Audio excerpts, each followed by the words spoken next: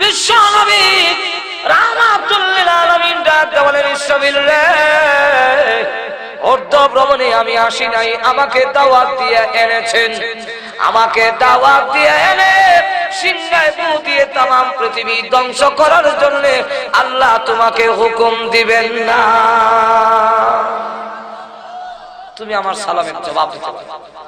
এমনি ইসরাফিল সিংহা সরায় কয়, ওয়া আলাইকুমুস সালাম ইয়া রাসূলুল্লাহ ইয়া হাবিবাল্লাহ ইয়া সাইয়্যিদুল মুরসালিন ইয়া রাহমাতাল লিল আলামিন ইয়া শাফিয়াল মুযনিবিন ইয়া আশরাফাল আম্বিয়া। এইভাবে বলেন, ওগো নবী, আমি আপনার প্রথম সালামই শুনেছি, কিন্তু জবাব দেন কেন জানেননি? আল্লাহ আমাকে বলেছেন, ইসরাফিল রে, সিংহা মুখে লাগাইয়া অপেক্ষা করতে থাকবে, আমি যেই সময় অর্ডার দেব ওই সময় ফু দিতে হবে, একটা সেকেন্ড যেন বেশ কম না হয়। ওগো আল্লাহর নবী, আমি জানি না কোন সময় আল্লাহ হুকুম দিবেন।